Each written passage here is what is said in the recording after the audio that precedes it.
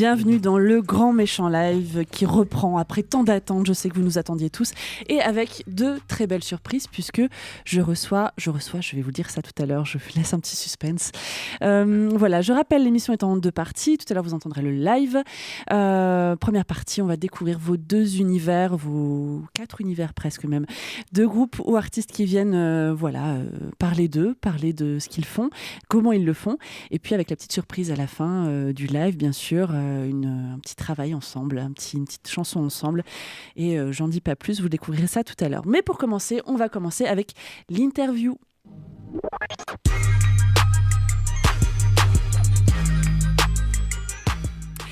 Alors, il y a environ 4 ans, on l'avait laissé aux prises avec son chanteur adoré. Jean-Luc Coquelaire reprenait alors avec sa voix des chansons mythiques de Claude Nougaro. On le retrouve depuis 2017 avec un nouvel album, Il était une fois, pour lequel il a repris la plume et se plonge avec toujours autant de gourmandise et de douceur dans son passé. Coquelaire, le conteur, continue de nous enchanter. Bonjour Jean-Luc. Bonjour Pauline. Et tu n'es pas venu seul aujourd'hui? Non, je ne suis pas venu avec bonheur. Je suis accompagné par Nicolas Arnoux. Bonjour Nicolas. Bonjour Pauline. Enchanté de faire ta connaissance. Moi de même. Et on va aussi voir un petit peu comment vous vous êtes rencontrés. J'aime bien faire le meeting des musiciens, le match des musiciens. En 2016, il avait écrit une belle parenthèse musicale. Parenthèse, c'est justement le nom de son dernier album. Et il vient rouvrir cette parenthèse avec nous. Lui, c'est Julien Mady, accompagné de son compagnon de tournée et de musique, Alex Toucourt. Bonjour Julien et bonjour Alex. Bonjour Pauline. Bonjour. Vous allez bien? Bah oui, très bien. Très content d'être ici. Je suis contente de vous avoir tous les deux. Super aussi. Alors, on va passer à l'actu, la grande méchante actu. Jean-Luc, ton actu, c'est ça. Parle-moi, mais ne me dis rien. Dis-moi en parlant de rien, de tout de toi, du quotidien. Alors, c'est le nouvel album, Il était une fois. C'est un petit extrait, hein, vous en écouterez d'autres morceaux tout à l'heure. Qu'est-ce qu'il a de particulier cet album par rapport à tes précédents? Je pense que j'ai toujours écrit très souvent, j'allais dire en autobiographie, comme on dit. J'écris beaucoup de choses autour de moi. Pas toujours. J'écris aussi sur d'autres. Mais là, c'est carrément un retour en arrière, d'où le titre de l'album Il était une fois. Mais il n'est plus. C'est-à-dire accepter qu'évidemment, il y a quelque chose qu'une page est tournée, encore regarder un petit peu dans le rétroviseur, mais surtout maintenant avancer. Et donc, voilà, j'ai repris la plume, pas pour écrire complètement l'album, puisqu'il y avait déjà des textes qui existaient, des musiques qui existaient, donc j'ai complété. D'accord. Ouais. Ce qu'on ressent quand même en l'écoutant, alors il n'y a pas un côté déprimant, mais il y a un côté où la mort est plus présente. Oui, c'est juste. Qu'est-ce que ça symbolise pour toi? C'est un début, un commencement, ou c'est une fin, un regard vers le passé nostalgique, ou pas forcément? C'est pertinent ce que tu dis, parce que là, en repassant vite fait tous les textes, c'est vrai qu'il y a beaucoup de morts, au sens simple du terme. Et puis après, il y a des fins. Donc c'est peut-être très personnel, l'acceptation de plein de choses qui sont finies et que j'avais peut-être du mal à entendre. Et donc maintenant, c'est de tourner une page et de réécrire d'autres choses sur une autre page. Et de continuer un autre chemin, ou sur le même chemin, mais en acceptant le passé. J'essaierai peut-être d'écrire des choses complètement différentes. D'accord, très bien. Cet album, est-ce que tu avais une idée en tête quand tu as commencé à écrire? Tu avais une direction que tu voulais prendre particulière ou pas? Je voulais que ce soit pas trop électrique, que ce soit beaucoup plus acoustique. Il y a quand même une batterie, Jean-Marc Robin est venu enregistrer. Je trouve que finalement ce qu'on fait maintenant, puisque la version, là, on joue avec Nicolas quand on est des versions courtes, ou là on joue avec Laurent Peffer à la contrebasse, donc on forme le trio, ça colle mieux, me semble-t-il, par rapport à mon espace interprétation. D'accord. Et sur l'album, combien de musiciens? Vous étiez combien? On était 5, moi compris. Construire tout ça. Il y avait Kader Fahem qui est venu faire les guitares, Nicolas qui est venu faire l'accordéon, Laurent Peffer est venu faire la contrebasse, et Jean-Marc Robin est venu faire la batterie. Belle brochette, quoi. Belle brochette. Tu as commencé à tourner dès 2017, dès la sortie de l'album, notamment au Gueulard Plus. Quelles sont les dates à venir? Mais là, il y a une date au MTIS, au café MTIS bientôt. Donc c'est au mois de mars, 22 mars, je crois. Puis donc après, à Lons-la-Ville, le 12 mai. Après, je suis dans des attentes de retour, parce que je ne vais pas m'étendre sur le projet qui a un petit peu pas pris la bonne direction au départ, et donc qui m'a obligé à faire reculé et maintenant donc pour mieux sauter. Donc voilà. D'accord, donc t'es Il y pas a encore... beaucoup plus de dates sur la fin de l'année que maintenant. D'accord, donc t'es pas encore dans l'après, dans la construction de peut-être autre chose. Tu es dans le moment où tu vis la scène. C'est ça. Tu en profites. Oui, et puis bon, il y a eu de belles opportunités dans le sens où on est allé jouer à Homécourt, à Pablo Picasso. On a eu une demi-scène avec Dom Colmé. C'est une salle somptueuse, donc grande scène, belle scène. Et puis là, on a eu l'occasion, il n'y a pas longtemps, de faire la première partie de Jean Guidoni. C'est bien parce qu'il y a le traducteur derrière. De Jean Guidoni, et c'était à la passerelle à Florange. Donc encore une fois, belle salle, belle, même si voilà, donc c'est des gros trucs comme ça qui font bien avancer, quoi. Alors je suis contente parce qu'on a deux styles très différents aujourd'hui. Deux formes de bêtes de scène très différentes aussi. C'est très rigolo. Et l'actu de Julien Mady, c'est ça. Elles ne font que passer devant toi. Ces femmes que tu observes d'un air qui ne plaît pas. Alors Julien, je le disais, on t'avait laissé avec l'album Parenthèse qui était paru en 2016. C'est ça. Ouais. Tu en es où aujourd'hui, 3 ans plus tard? Qu'est-ce que tu fais? Quelle est ton actualité? En fait, pendant 3 ans, on a vraiment tourné beaucoup avec Alex. On a fait je pense, dans les 10 à 15 000 kilomètres, peut-être même un peu plus. Ah ouais, pas mal quand même. 15 357. Voilà, c'est mon souffleur aussi. Pour les kilomètres. C'est lui qui a le kilométrage précis. Voilà. Et puis, pendant tout ce temps-là, moi j'ai continué à écrire des chansons. Enfin, du coup, je m'y suis remis plutôt. Et puis voilà, il y a des chansons qui sont là, qui attendent de sortir sur un album. Mais je n'ai pas trop envie de me précipiter. J'avais mis beaucoup d'énergie dans Parenthèse, justement. Et là, en prenant du recul, je me dis que je ne suis pas forcément pressé de tout sortir maintenant. Alors, on fait un essai avec cette chanson qui s'appelle Ce regard-là. Oui. Et on sort un clip vendredi. Donc voilà, ça va donc déjà ce être soir. une première étape. Donc ce soir, exactement, puisque nous sommes vendredi. Et on est un peu schizophrène ici, on ne sait pas vraiment quel jour il est. C'est ça. Oui, donc ce clip, ce regard-là, qu'est-ce qu'il a de spécial, ce clip? Alors ce clip... Enfin, cette chanson plutôt même. Cette chanson, c'est une chanson qui parle du harcèlement de rue et des inégalités des inégalités hommes-femmes. Et c'est une chanson qui... je pense que c'est vraiment un sujet sensible. Je m'en suis rendu compte, en fait, parce que on a eu l'idée folle avec mon copain Christophe Young et Grégory Reiter, qui sont donc les producteurs du clip, de convoquer 100 femmes pour passer dans le clip. Ouais. Donc du coup, voilà, j'ai eu le retour de 100 femmes par rapport à ce clip-là. Faut les trouver, faut qu'elles acceptent. Voilà, et elles ont toutes joué le jeu. Ouais. Et le clip est vraiment super. Et le retour que j'ai eu de ces 100 femmes-là, c'est que le texte leur parle vraiment et que du coup... je pense avoir trouvé les mots justes et je suis plutôt content de ça, quoi. Si j'ai une fierté là cette année, c'est d'avoir écrit cette chanson, vraiment, quoi. C'est ce que j'allais dire, c'est plutôt courageux pour un homme, sans vouloir refaire dans le caricatural, mais de s'attaquer à ce thème-là qui peut souvent être un peu difficile. On ne sait pas forcément mettre les mots dessus. Je ne sais pas si c'est courageux, ouais. mais c'est un problème. C'est un problème qui touche les femmes, mais en réalité, ça touche tout le monde, puisque c'est pas parce qu'on est un homme qu'on peut pas être complètement agacé de voir des comportements dans la rue. Et justement, je pense que ça commence déjà par un regard, un point de vue.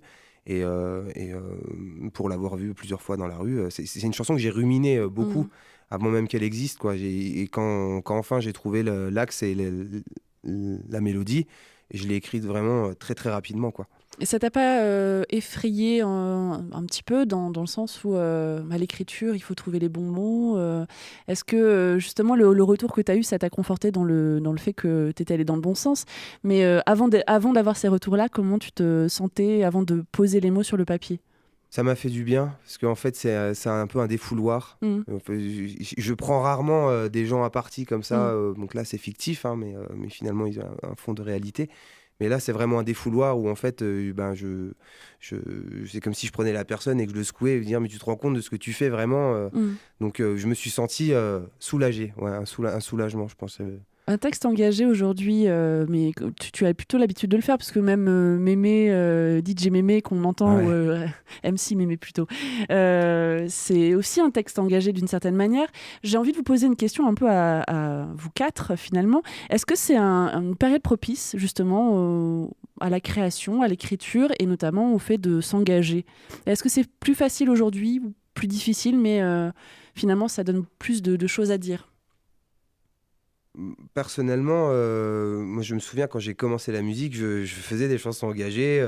Enfin voilà, j'avais cette espèce de militantisme adolescent qui est hyper important pour forger une personnalité. Puis forcément, je pense qu'avec le temps, on s'adoucit aussi. Et puis il y a d'autres choses qui arrivent dans la vie que l'engagement. Je pense l'amour et plein de choses comme ça qui traversent. Puis on y revient forcément à un moment donné quand on a digéré tout ça. La haine. La haine. La haine.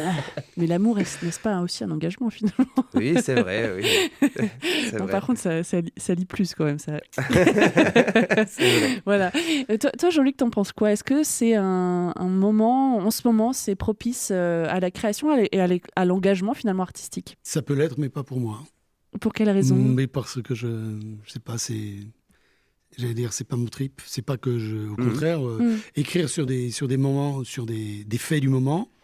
Moi, j'apprécie d'écouter, mais j'ai du mal à me mettre dedans. C'est-à-dire, c'est pas de pas vouloir prendre position ou. Et en même temps, quand tu écris, j'écoute le Prest, il y a aussi une certaine forme d'engagement. C'est une sorte de manifeste aussi, d'une certaine manière. Peut-être, oui. Mais quand on parlait du harcèlement, de ces inégalités, des faits de société qui sont des faits de société, j'ai un peu plus de mal, peut-être. Un peu plus de retenue, j'ose peut-être pas, je sais pas. Ou c'est tout simplement pas l'inspiration. C'est peut-être pas l'inspiration. Ouais. Voilà. Après, je pense que c'est très important de pas écrire d'écrire sur une cause quand on le sent, quoi. Il faut pas se forcer à écrire sur quelque chose. Moi, j'estime pas être un artiste engagé ou quoi que ce soit. Moi, ce thème-là m'a vraiment touché et porté, et du coup, voilà, j'ai écrit cette chanson là-dessus. Après, j'écris quand même pas généralement des chansons très engagées. Je suis plutôt dans l'affect, on va dire, quand même. C'est vrai. Après, est-ce qu'on n'a pas un peu galvaudé ce terme artiste engagé ? On l'a peut-être un peu utilisé à tort et à travers. Plus rien de trop dire, je crois. Mais puis ça a toujours existé, il me semble aussi. Hein. Ouais. J'ai pas l'impression qu'aujourd'hui, ce soit plus facile ou plus compliqué. Je pense que ça a toujours existé. Ceux qui savent le faire, c'est comme disait Jean-Luc. Moi, je suis plutôt de son côté à lui. Je le fais pas tellement. Ou alors de façon un peu détournée, mais jamais frontalement, je crois. Mais moi, j'aime bien aussi. Je suis sensible à ceux qui arrivent à le faire. Mais c'est pas un truc qui me vient naturellement, en tout cas. D'accord, très bien.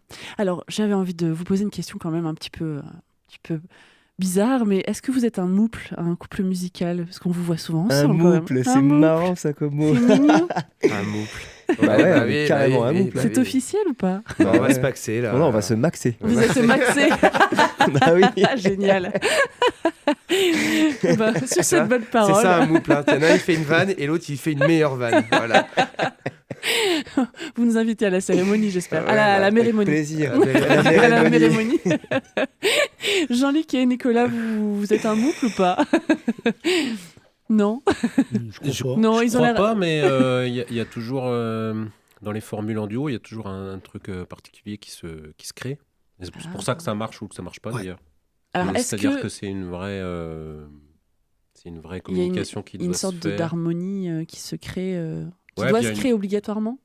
Oui, puis il y a une forme de liberté qui est quand même propre au duo, Oui. en fait, qui est énormément basée sur l'écoute de l'un et de l'autre. Enfin, surtout à deux, en fait. Parce que ça permet du coup d'ouvrir des portes assez facilement.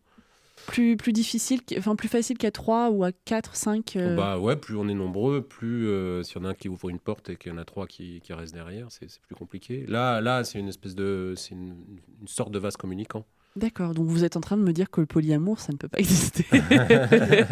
Très bien. Alors sur ce, j'ai envie de lancer la prochaine musique, c'est celle de Jean-Luc Coquelaire, Côte des Roses, mon quartier, et on se retrouve après.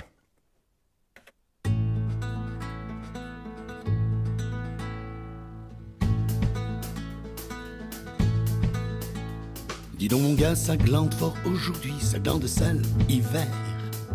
Hiver froid, hiver gris, ce qu'on connaît ici. Goût de citron amer, pas envie de bouger. Pourtant faut y aller, je ne vais pas y couper.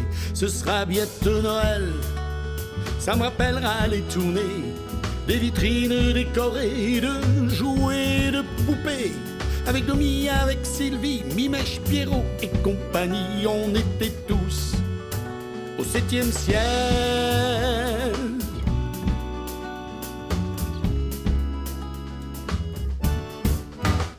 Ce soir, maman a cuisiné, la dinde, papa l'a commandé. Rue Sainte-Anne, chez le boucher, Côte des Roses, mon quartier. C'est la trêve pour une fois, ils ne pourront pas s'engueuler. L'appartement est décoré, rue de la Perdrix, numéro 3. La guirlande électrique sur le sapin synthétique. Sans les épines qui piquent, maman ne trouve pas sympathique. On écoutera Gino Rossi sur le petit Tépaz rouge. Papa chantera des airs d'opéra en ténor qui déterre, mais qui ne fut pas, mais qui ne fut pas. C'était comme ça Noël, quand on faisait les tournées, des vitrines décorées de jouets de poupées. Avec Domi, avec Sylvie, Jean-Jacques, Thierry et compagnie, on était tous des Pères Noël.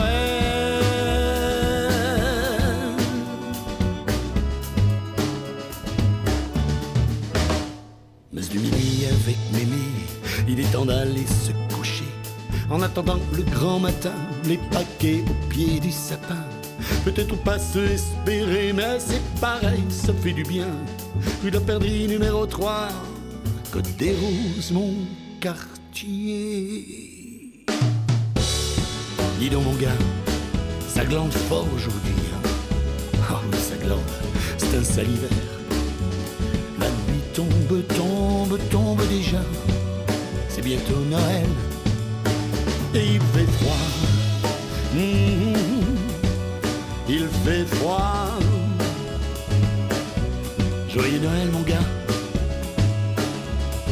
Joyeux Noël.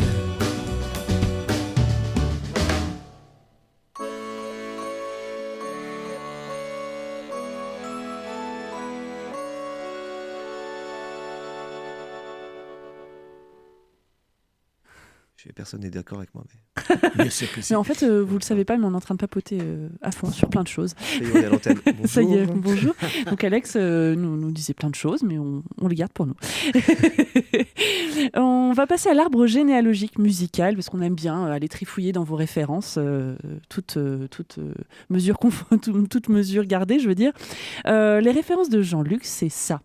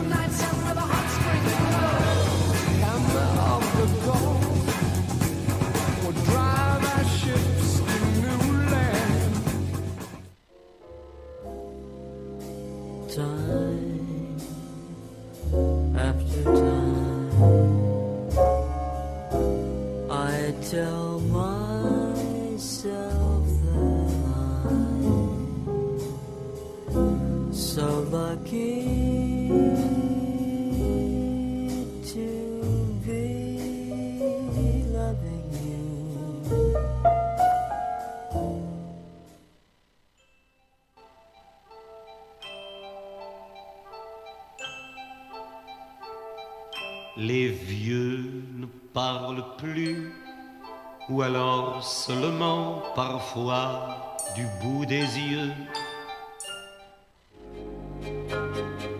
Je chante pour passer le temps petit qu'il me reste de vivre, comme on dessine sur le givre, comme on se fait le cœur content.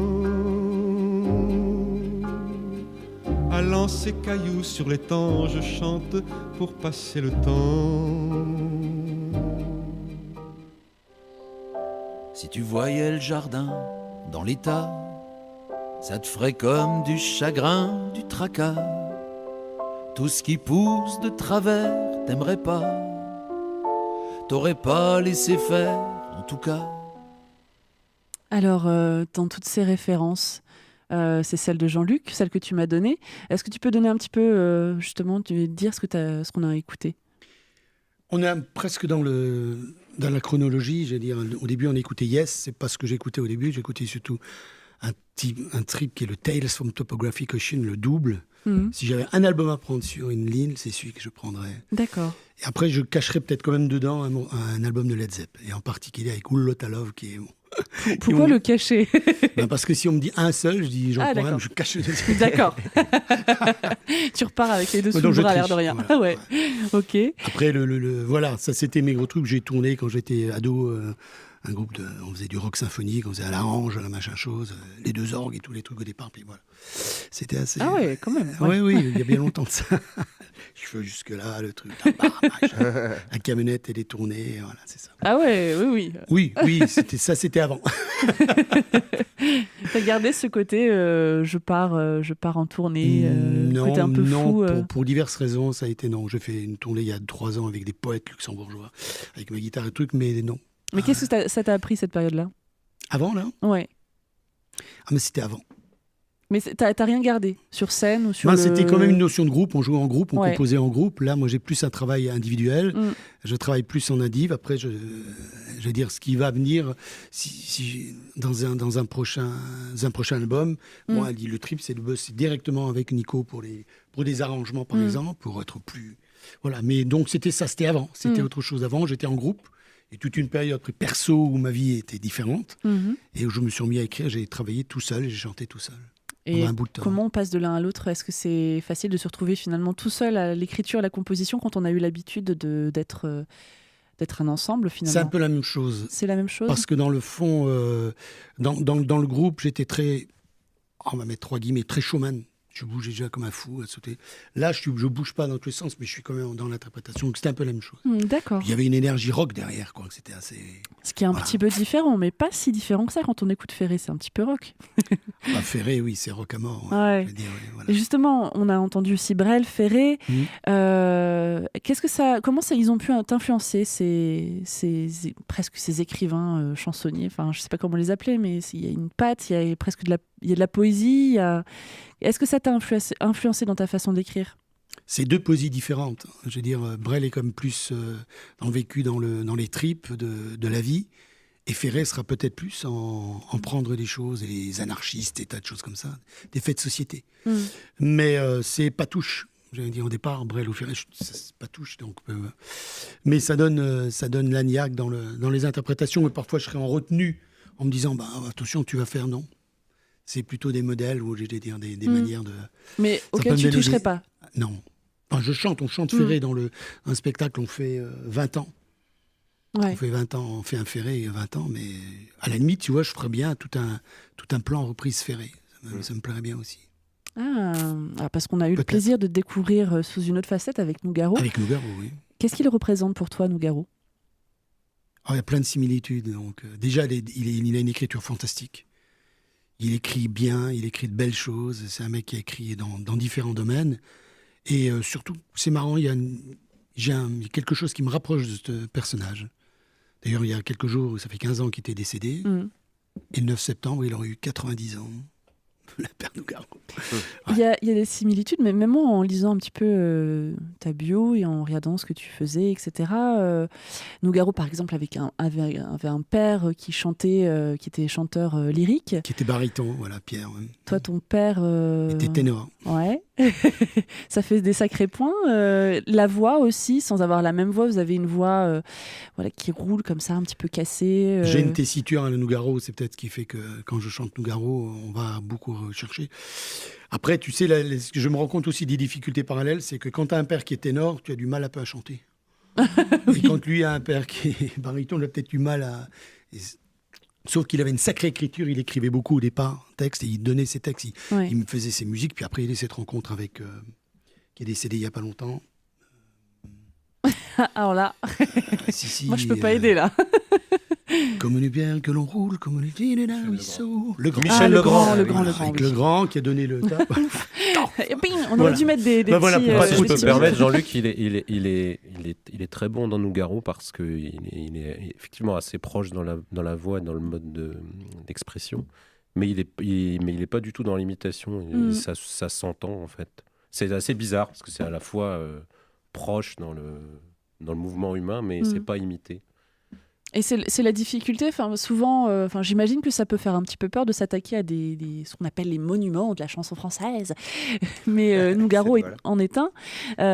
Et c'est vrai que ça peut faire peur de s'attaquer à Brel, à Ferré, et Nougaro en fait partie aussi. Ça peut faire peur, sauf que, comme dit Nico, moi je suis dans la réappropriation des mots. Certains m'ont dit en fin de concert de Nougaro, « Oh, j'ai compris les mots Nougaro, j'ai compris ce qu'ils voulaient dire ». Parce que j'interprète, je me mets dans des situations, je me fais des petites scénettes. Donc si je faisais du Brel ou du Ferré, ce serait un peu la même chose. C'est ça. Et puis surtout Nougaro, je suis rentré à Nougaro, puis on commençait à m'appeler « Tiens, monsieur Nougaro, bonjour ». Ah, je dis là, tac, tac, tac, tac. Donc je me suis dit, il faut que tu réécrives, il faut que tu ressortes, que tu remettes dans ton identité, donc grâce à lui. Dans la rue, on l'appelle Nougaro. Comment on l'appelle Johnny? Tiens, Nougaro. Maintenant, on appelle Nougaro. Tu viens boire un canon? Ah oui, bien sûr. Voilà, si j'ai pu répondre. Oui, exactement. Alors Julien, on va aussi voir un petit peu tes références, on va te torturer aussi. Et les références de Julien, c'est ça. Wandering stars, for whom it is preserved.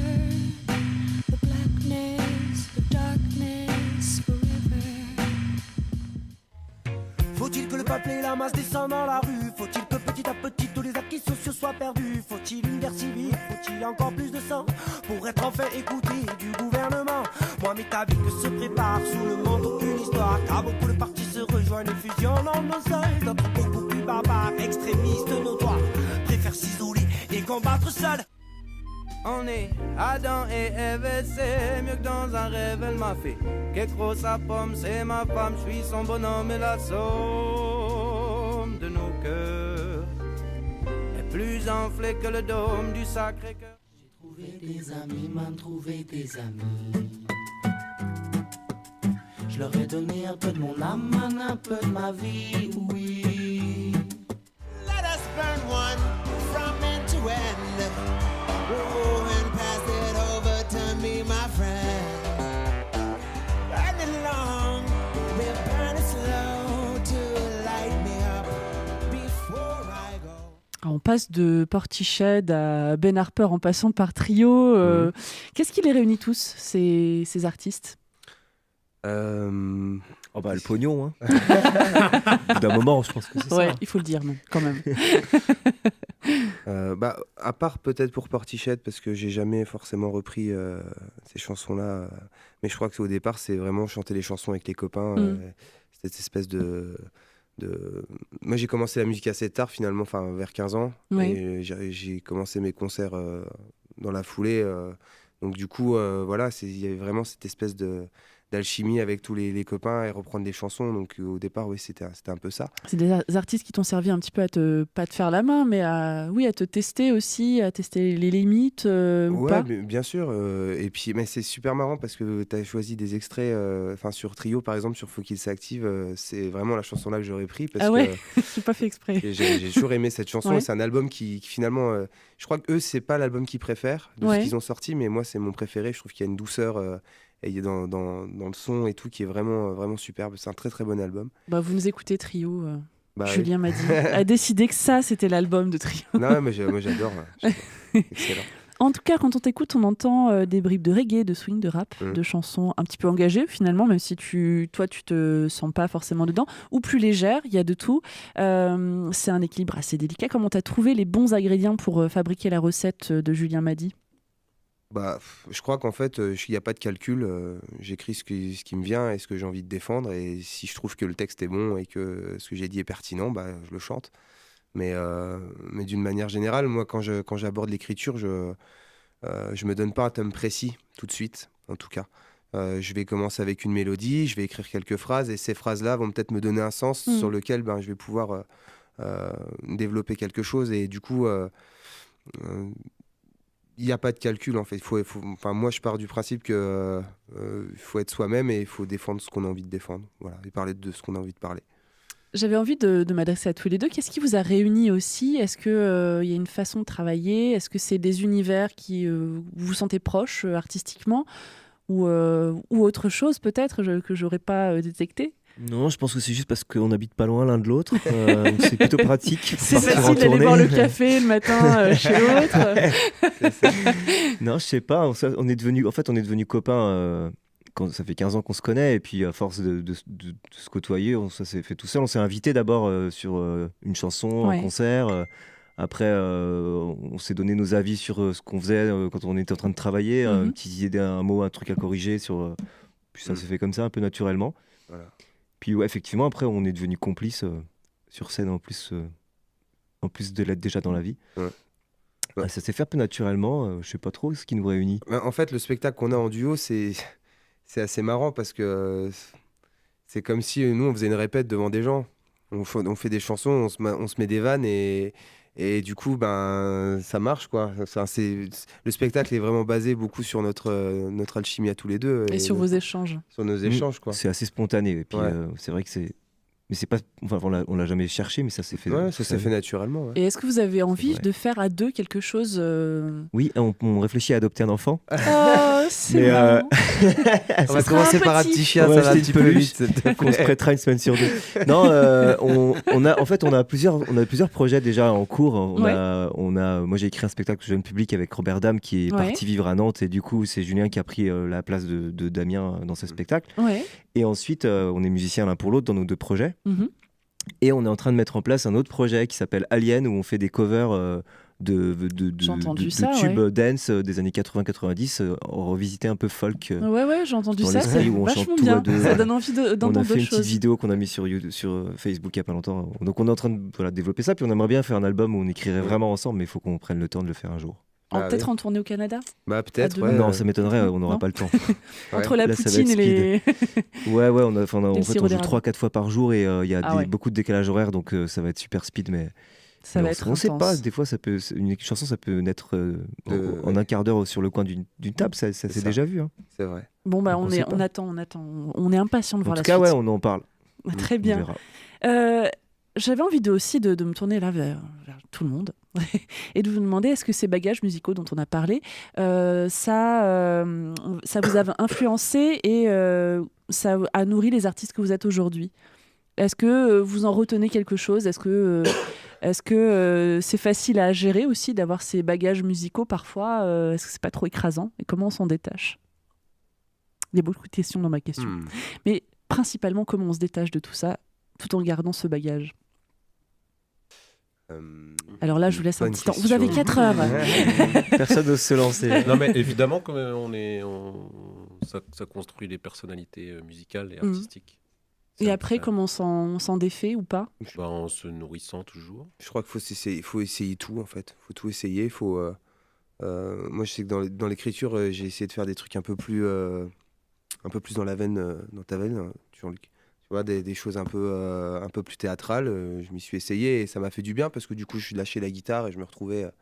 et ça m'a ouvert d'autres portes aussi. Il n'y a plus la guitare pour se cacher derrière. Ouais, il n'y a plus la guitare pour se cacher derrière. Et puis du coup, ça donne une autre idée du rythme, de la pulsation, de prendre les choses avec plus de légèreté aussi. Toujours être vraiment dans le temps. Oui, dans le cadre. Ce qui, dans ma musique, est hyper important, dans le rythme, le flow des paroles et tout. Mais c'est vrai qu'arriver... alors là, ça s'entendra peut-être pas dans le live qu'on fera tout à l'heure, parce que c'est des chansons que je traîne quand même depuis quelques années. Mais dans les nouvelles là, qui sont chez moi, dans mon ordinateur, je suis un peu cette nouvelle mouvance aussi, ma nouvelle mouvance à moi, en m'imprégnant de choses et d'autres que j'ai pu entendre et dans lesquelles je me sens plutôt à l'aise. Et du coup, voilà. Mais tout en gardant ton style à toi, on le retrouve dans la chanson que tu nous as... Après, c'est important de garder sa patte, quoi. Il faut, ça faut jamais. Je pense que le style de chacun, il est né justement de ce mélange de tout ce qu'on a aimé et qui a été digéré, et dont on est imprégné. Je pense que du coup, ça devient notre personnalité musicale. Après, si c'est vraiment trop dans la veine de quelque chose de très identifié, je pense qu'il faut se remettre en question, ou alors s'il y a un public pour ça, tant mieux. Enfin, je sais pas, je pense qu'il y a de base, il n'y a pas trop de règles à mon avis. Mais en tout cas, il faut s'en libérer un tout petit peu à un moment sans trop y penser, quoi. Ouais, je pense que normalement, ça devrait pas, la question ne doit pas trop se poser, je pense. Si ça se pose, c'est qu'il y a quand même un problème quelque part. Ouais. Très bien. On se fait pas la gueule, mais on va écouter, on fait la gueule. Non, je sais pas. Vous en pensez quoi ? On fait la gueule. Certains faits, pourtant sans gravité, ont le don de m'énerver et pourraient me faire exploser. Osez me demander pourquoi je suis insatisfait, et je vous répondrai que je suis avant tout français. Un Français fronce le regard, râle quand il est en retard, gueule après n'importe quel connasse qu'il croise au hasard. En voiture ça klaxonne, surtout si ça bouchonne, ça bougonne. Un beau Français pense qu'au volant toutes les femmes sont des connes, sauf ma mère.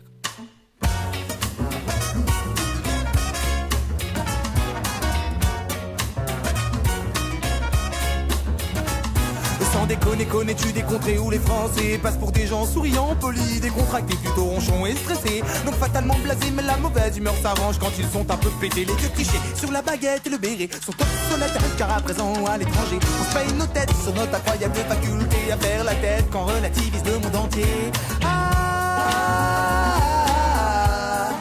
On fait la gueule.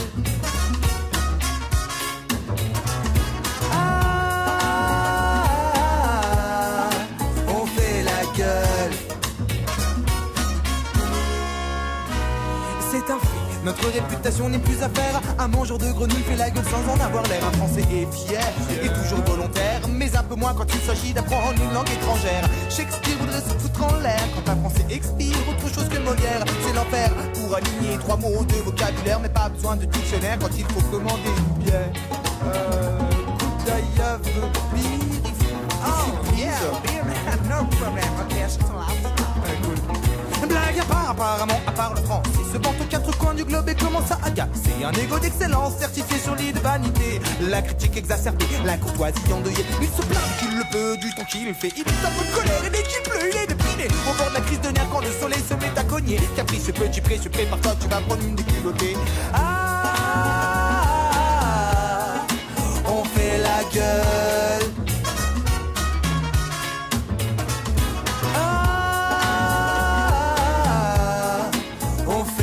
Gueule.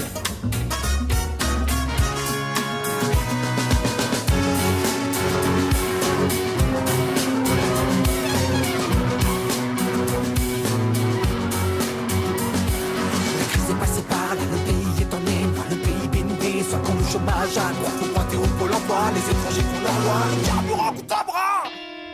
Grégoire, mais chante-toi plus moi.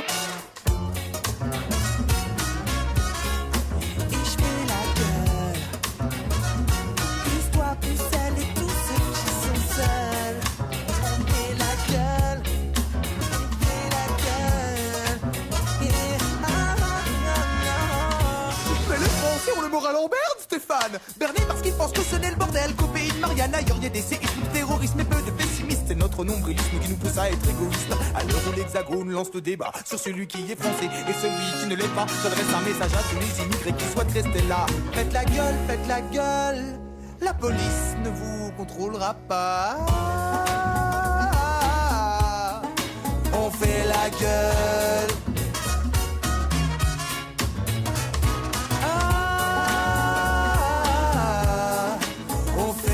Gueule.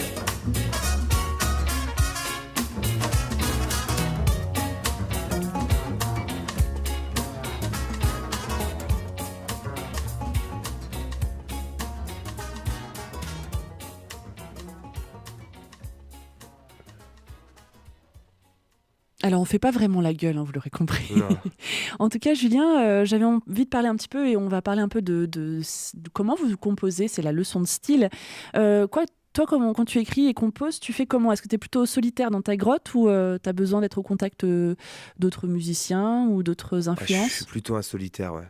J'ai besoin de me concentrer vraiment sur une idée, de la dépioter, voilà, d'essayer de trouver. Moi, je travaille beaucoup sur le flow, hein, donc du coup, voilà, j'ai besoin de prendre une phrase et puis essayer de faire sonner les rimes au truc, enfin voilà quoi, de tout triturer, c'est très important. Après, oui, effectivement, avec Alex, souvent, on se stimule mutuellement. Je vais faire un rythme, il va trouver ça bien, et puis ça, c'est rare. C'est encourageant. Oui, c'est plutôt dans l'autre sens. Non, hein. ça arrive, mais c'est rare. En fait, c'est Alex qui me donne toute cette nourriture spirituelle et musicale. Ça vient de lui. Gourou. Voilà, c'est mon mentor en fait. Ah, je comprends mieux l'hôtel là, que tu as installé derrière ça, avec les fleurs et tout. Et voilà, puis j'ai la petite photo dans mon portefeuille, c'est lui. Ouais. Non, mais voilà, j'ai absolument besoin de rester seul et de me concentrer. Voilà, en fait, je trouve compliqué. J'ai pas encore réussi à écrire avec quelqu'un. C'est pour ça qu'avec Alex, on l'a peut-être pas encore fait. C'est que j'ai du mal à, quand j'écris un truc, à me laisser. À pas lâcher mon idée, quoi. Je la garde comme ça et puis j'essaie de la... Ah oui, comme l'enfant qui est dans son coin, qui a son jeu, qui veut pas le lâcher, quoi. Alex, il a plus de facilité, je pense. Dans cet exercice-là, il l'a déjà fait plusieurs fois et avec brio, je dois dire. Bon, ça suffit maintenant. C'est qui brio? Non, mais j'ai déjà fait quelques collaborations d'écriture, mais je suis sûr que tu arriveras à le faire. C'est juste que tu n'as jamais essayé, en fait. Oui, on n'a jamais vraiment essayé. On n'a jamais vraiment essayé. Ouais. Donc à suivre. Peut-être que je vais pousser. Allez, ouais, faut que tu le fasses maintenant. Voilà. Oui, il y a un profond malaise, tu viens de mettre le doigt dessus. Et je te remercie, Pauline. Je t'embrasse. Bon, moi j'y vais.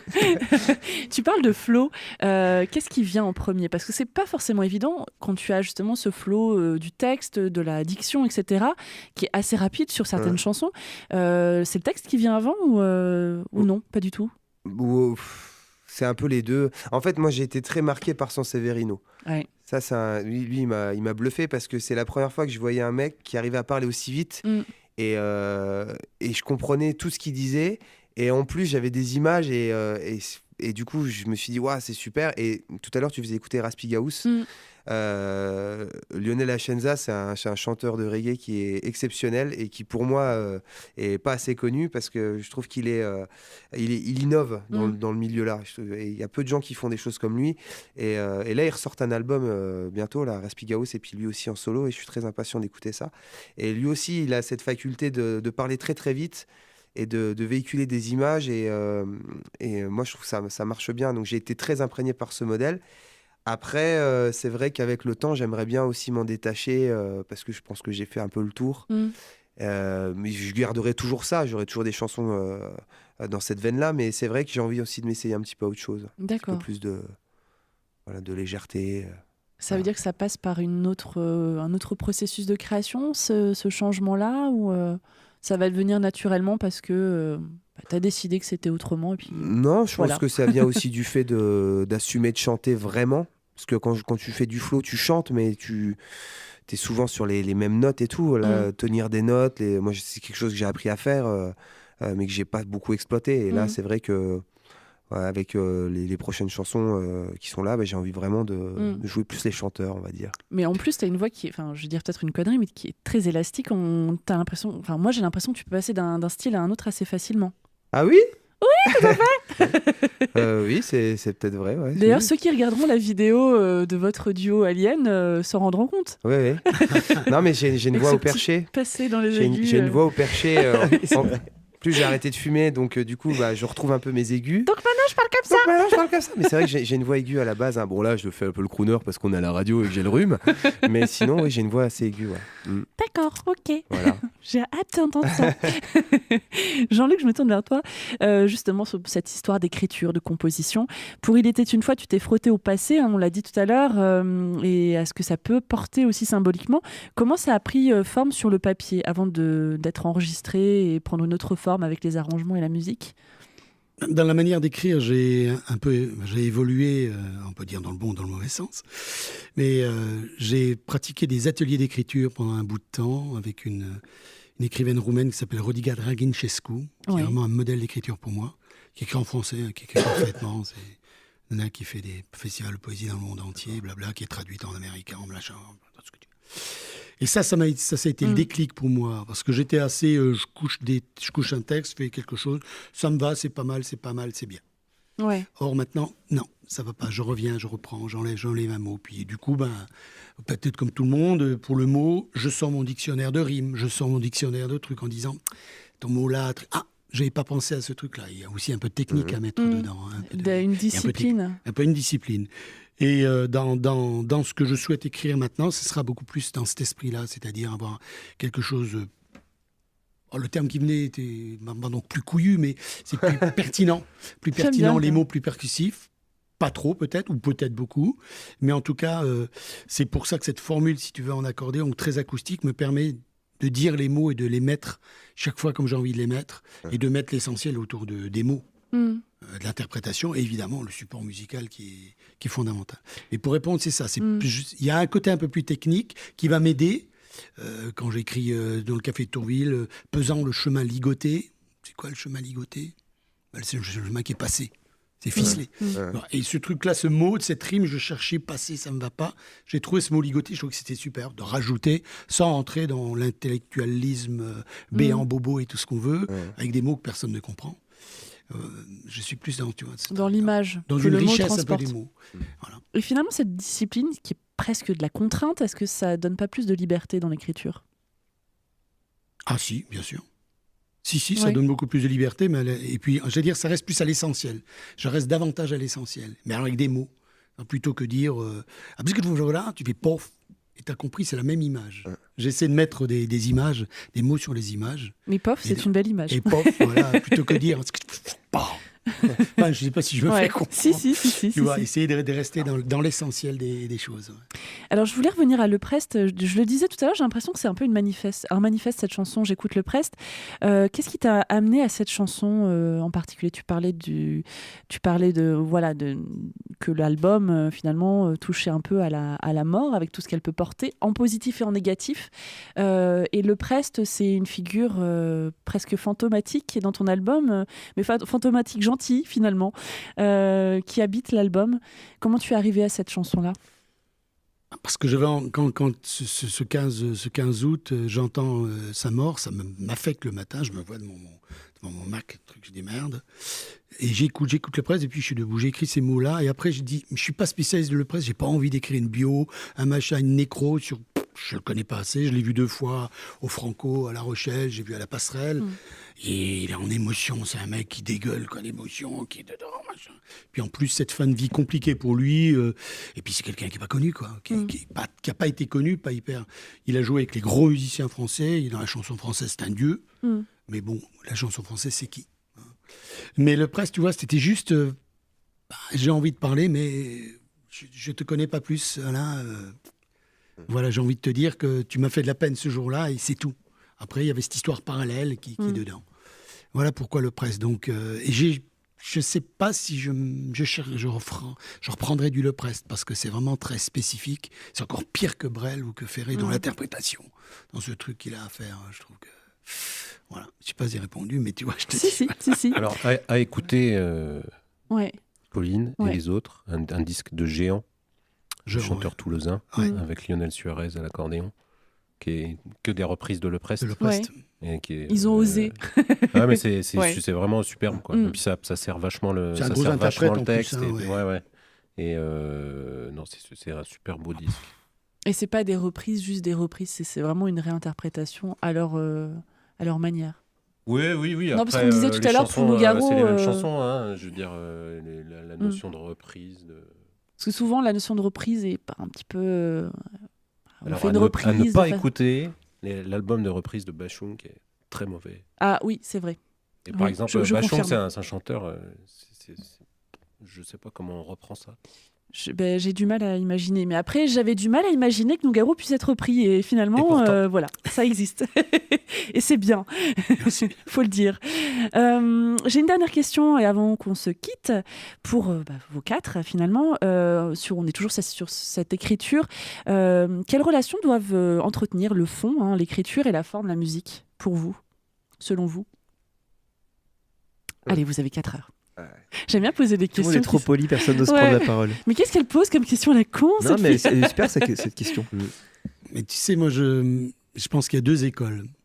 La première qui dit il y a une ambiance de texte, il faut une ambiance de musique. Et la deuxième école, c'est on s'en fout. Il y a une troisième école qui dit on peut faire l'inverse de ce que les gens vont vouloir, ce à quoi les gens vont s'attendre, peut-être. Et moi qui suis un petit peu...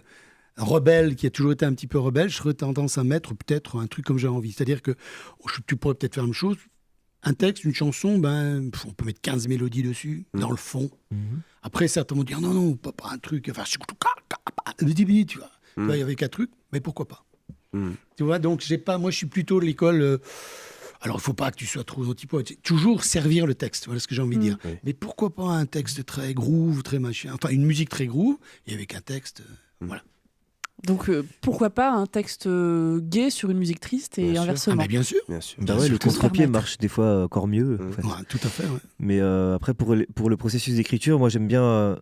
Vraiment, moi j'ai besoin d'avoir une ambiance et des images. Et si c'est quelque chose que. Pour servir vraiment la construction de l'histoire, je m'accompagne toujours avec un fond de guitare ou un truc pour donner une couleur et aller chercher vraiment profondément le propos. Je me plonge dans un truc. Ouais, je sais pas si c'est clair ce que je dis. Si, on comprend. Après, par contre, je peux en sortir une fois que c'est fini. C'est pas contraignant, c'est pas un cadre qui est fermé et qui ne se rouvre plus. Quoi. Non, c'est vraiment le long du processus d'écriture, mais une fois que le texte est terminé, je vais peut-être carrément changer la musique que j'avais. D'accord. Mais elle m'a servi à aller à raconter mon histoire. D'accord, très bien. Alors que moi, ça, j'en suis incapable. C'est très difficile pour moi de me séparer d'une musique qui a été mise d'un texte qui a été mis en musique sur cette musique-là. Ouais. J'ai beaucoup de mal à m'en détacher. Tu pourrais pas changer, mettre un autre texte que tu as écrit sur cette musique-là que tu as écrite. Je crois pas. Enfin, ça m'a jamais attiré. Et, tu vois, parce que toi, la musique, elle vient après le texte ou tous avant en même temps. Je vais avoir 3-4 accords, mais au fur et à mesure où je vais avancer dans ma chanson, les deux sont assez liés. C'est comme ça que j'imagine la chose, quoi. Donc c'est un couple, quoi. Ouais, c'est un boucle. C'est ta musique, c'est ça. C'est un boucle. Très bien. Je vous remercie. On va passer à la phase live. Merci à tous les 4. Merci à toi, Céline. On va aller se mettre en place tranquillement. Ouais.